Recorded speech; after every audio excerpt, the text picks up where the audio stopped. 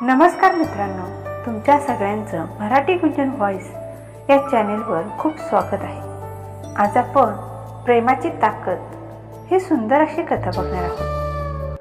दोन जीवाभावाच्या मैत्रिणी असतात। त्यातली एकटी खूप शिकलेली असते तर दुसरी फक्त 7वी पास असते। तिला घरच्या परिस्थितीमुळे पुढे शिकायला नाही मिळत। दोघी सुद्धा नेहमी कुठे जातील तिथे सोबत जायच्या। कितीही काही झालं तरी दोघी सुद्धा एकमेकींचा हात कधीच सोडत नव्हत्या। जी जास्त शिकलेली मुलगी होती तिचं नाव स्नेहा होतं, तर कमी शिकलेल्या मुलगीचे नाव प्रिया होतं। दोघी पण एक दिवस यात्रेत फिरायला जातात। यात्रेत यश नावाचा एक मुलगा असतो, तो खूप श्रीमंत असतो। यात्रेत यश स्नेहाला बघतो आणि बघता क्षणी त्याला स्नेहा खूप आवडते। यश तिच्याशी मैत्री करण्याचा खूप प्रयत्न करतो। यश तिला काय आवडतं काय नाही या सगळ्याची माहिती काढतो। खूप प्रयत्नानंतर बऱ्याच दिवसानंतर यशची स्नेहाबरोबर मैत्री होते। यश जेव्हा जेव्हा स्नेहाला भेटायला जायचा तेव्हा तेव्हा स्नेहाबरोबर प्रियाही असायचीच। एक दिवस यश आपल्या घरी सांगतो की मला एक मुलगी आवडते आणि मला तिच्याशीच लग्न करायचं आहे। यश घरात सगळ्यांचा खूप लाडका मुलगा होता, त्यामुळे घरचे सुद्धा तयार होतात। यश आणि यशच्या घरचे सगळे मिळून प्रिया आणि स्नेहाला भेटायला त्यांच्या घरी जातात। तेव्हा यशच्या घरचे सगळेजण प्रियाला पसंत करतात, कारण ती खूप संस्कारी मुलगी होती। यशला स्नेहा खूप आवडायची, पण घरच्यांच्या समोर त्याचं काही चालत नाही आणि नाईलाजास्तव त्याला प्रियासोबत लग्न करावं लागतं। ज्या दिवशी प्रिया आणि यशचं लग्न होतं त्या दिवसापासूनच यश प्रियाचा रागराग करू लागला होता। यश प्रियाशी एक शब्द सुद्धा बोलायला मागे पुढे बघायचा। प्रिया यशला प्रत्येक वेळेस समजून घेण्याचा प्रयत्न करते। प्रियाच्या चांगल्या आणि गोड स्वभावामुळे ती घरच्यांची सगळ्यांची मनं जिंकते। यश छोट्या छोट्या गोष्टींवरून प्रियासोबत भांडण काढायचा, पण प्रिया प्रत्येक वेळेस यशला होता होईल तितकं शांत करायचा प्रयत्न करायची। प्रियाच्या गोड स्वभावामुळे हळूहळू ती यशचं मन सुद्धा जिंकते। सगळ्यांना एकत्र बांधून ठेवण्याचा, सगळ्यांना समजून घेण्याचा, प्रत्येकाला मदत करण्याचा, कुणाला काय पाहिजे कोणाला काय नको हाच स्वभाव तिचा यशला खूप आवडतो।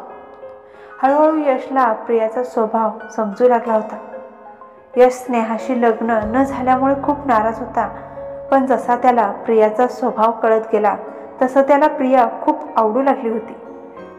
यश स्नेहाला पूर्णपणे विसरला होता आणि प्रियाच्या प्रेमात नव्याने पडला होता।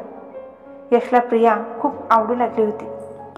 एक दिवस यश प्रियाला बाहेर फिरायला घेऊन जातो आणि तिला सांगतो की तू मला खूप आवडतेस आणि माझं तुझ्यावर जीवापाड प्रेम आहे।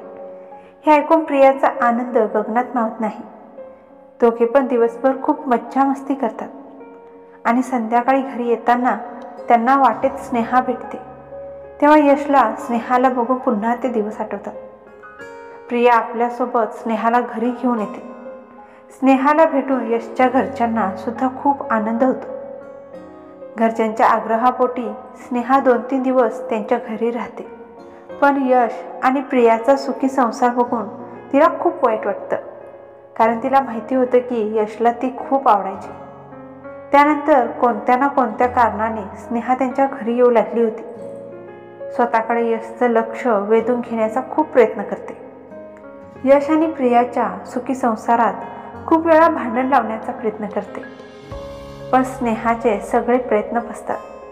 स्नेहा खूप प्रयत्न करत असते, पण तिच्या प्रत्येक प्रयत्नाला अपयशच मिळतं, कारण यश आणि प्रिया या दोघांचा एकमेकांवर असणारा विश्वास आणि जीवापाड प्रेम प्रत्येक वेळेस स्नेहाचा डाव उधळून लावतं।